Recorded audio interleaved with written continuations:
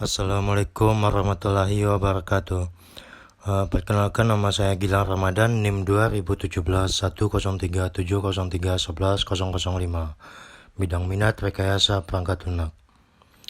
Sebelum saya memulai terlebih dahulu, saya ingin mengucapkan terima kasih kepada dosen penguji yang telah mempersilahkan saya untuk mempresentasikan skripsi saya dengan judul Analisis Fitur Learning Management System dengan menggunakan metode Feature Oriented Software Development (FOSD) berdasarkan SNDT. Wabah COVID-19 telah berdampak pada segala sektor, tak terkecuali pada sektor pendidikan. Seluruh universitas yang ada di Indonesia mengalami kendala dalam kegiatan perkuliahan. Hal ini menjadi tantangan tersendiri bagi lembaga pendidikan untuk melaksanakan pembelajaran di masa COVID-19. Dalam mengatasi penyebaran COVID-19 ini, pemerintah telah mengeluarkan kebijakan bagi perguruan tinggi, yaitu dengan melakukan pembatasan sosial dalam pelaksanaan kegiatan pembelajaran, salah satunya melalui Learning Management System (LMS). Pada kegiatan pembelajaran di perguruan tinggi juga harus mengacu pada Standar Nasional Pendidikan Tinggi atau SNDT. SNDT merupakan standar nasional yang meliputi standar nasional riset, pendidikan, dan nasional kepada masyarakat. Pada pendidikan tinggi, menggunakan beberapa LMS antara lain Canvas, Edmodo, Moodle, dan Google Classroom. Pada saat ini, belum adanya LMS yang mengimplementasikan beberapa kriteria pada SNDT, sehingga menjadi dasar saya sebagai peneliti untuk melakukan penelitian. Pada penelitian ini, saya menggunakan dua standar nasional, antara lain standar pembelajaran dan standar penilaian. Standar tersebut dipilih karena merupakan salah satu kesatuan yang tidak dapat dipisahkan dari sebuah kegiatan pembelajaran. Dan standar tersebut dipilih karena merupakan salah satu cara untuk dapat mengukur keberhasilan pada kegiatan pembelajaran dan penilaian. Solusi permasalahan terdiri dari 2 poin. Yang pertama, dibutuhkan media pembelajaran LMS yang sesuai dengan kriteria standar pembelajaran dan standar penilaian pada SNDT. Kedua, dibutuhkan validasi pakar untuk memastikan kesesuaian fitur dengan kriteria SNDT. Hal ini bertujuan agar fitur yang dikembangkan nantinya benar-benar sesuai dengan SNDT dan dapat digunakan oleh sesuai kebutuhan. Penelitian sebelumnya. Di sini terdapat 3 penelitian terdahulu. Yang pertama, GINA, yang menganalisa 3 LMS yaitu Edmodo, Classroom, dan Moodle dengan menggunakan metode FODA dan menggunakan standar penilaian yang menghasilkan 54 fitur. Yang kedua, oleh Pamula yang menganalisa 1 LMS yaitu Canvas dengan menggunakan metode FODA dan menggunakan 2 standar pembelajaran dan standar penilaian yang menghasilkan 62 fitur. Selanjutnya, Ahmad Salam yang menganalisa 1 LMS yaitu Moodle yang menggunakan metode CPSE dan 1 standar yaitu standar pembelajaran yang menghasilkan 12 fitur. Dari ketiga penelitian terdahulu diusulkan menganalisa 4 LMS yaitu Canvas, Classroom, Edmodo, dan Moodle dengan menggunakan metode FOSD dan 2 standar pembelajaran dan standar penilaian. Rumusan masalah terdiri dari 2. Yang pertama, bagaimana analisis fitur pada sistem LMS dengan menggunakan metode FOSD. Yang kedua, bagaimana rekomendasi fitur yang sesuai dengan pemetaan SNDT. Tujuan penelitian adalah merumuskan serta melakukan implementasi terhadap rekomendasi fitur LMS yang sesuai dengan SNDT pada standar pembelajaran dan standar penilaian dengan menggunakan model versi 3.10. Batasan masalah.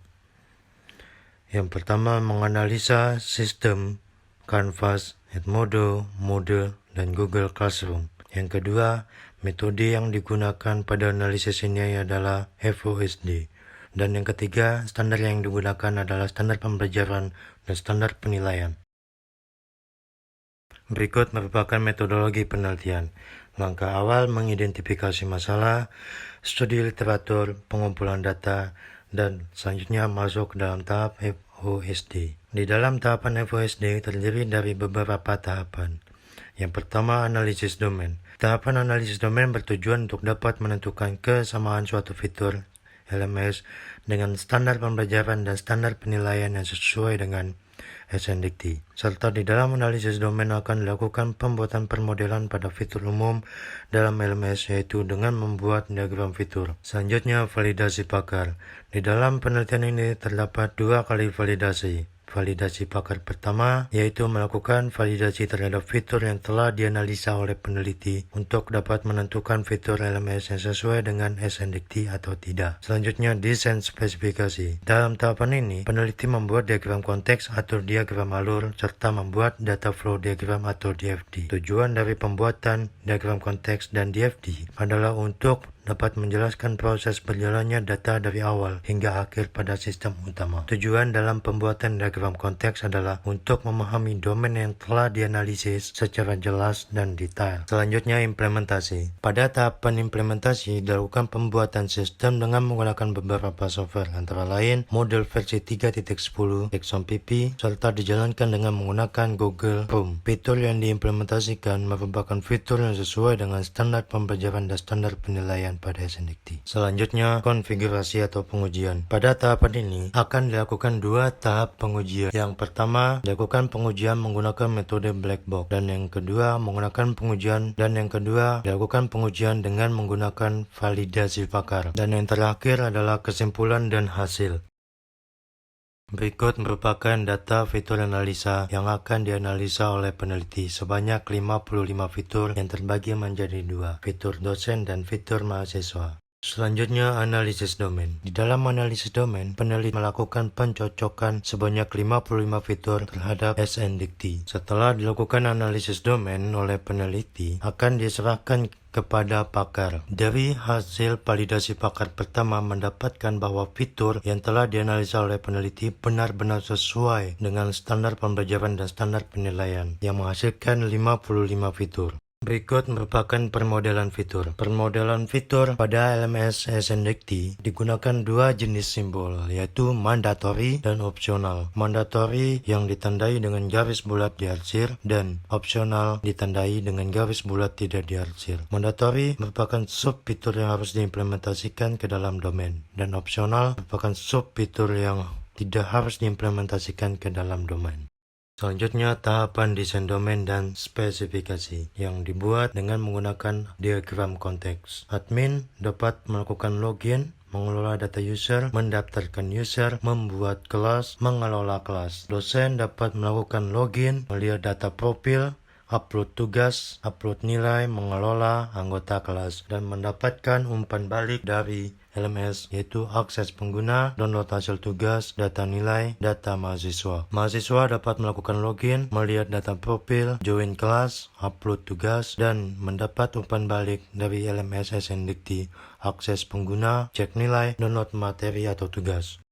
Berikut merupakan tampilan DFD level 0 dari LMS SNDT yang kemudian diturunkan pada level 1 hak akses user dan diturunkan pada level 1 mengolah data, dan yang terakhir diturunkan pada level 1 pengolahan kelas. Selanjutnya, tahapan implementasi.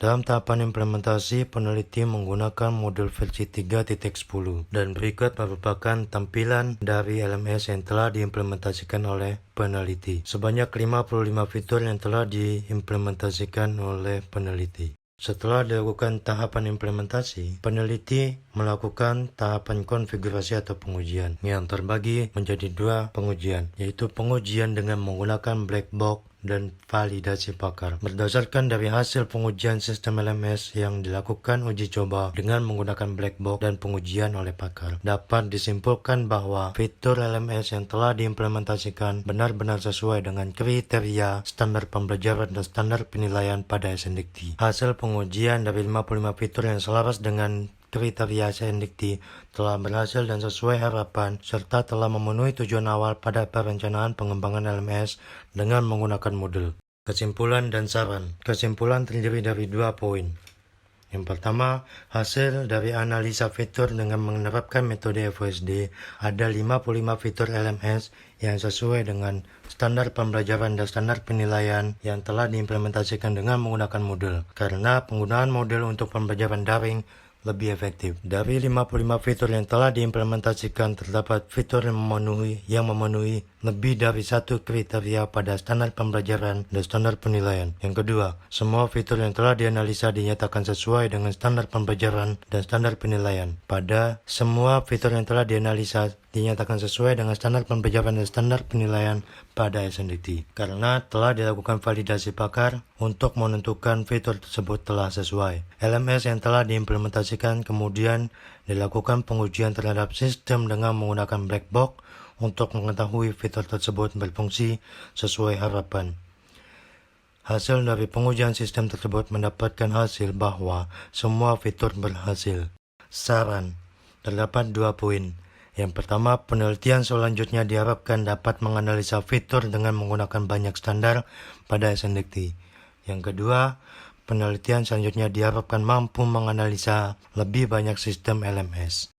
Mungkin sekian hasil presentasi dari saya, lebih kurang saya mohon maaf. Wabillahi taufiq wal hidayah. Wassalamualaikum warahmatullahi wabarakatuh.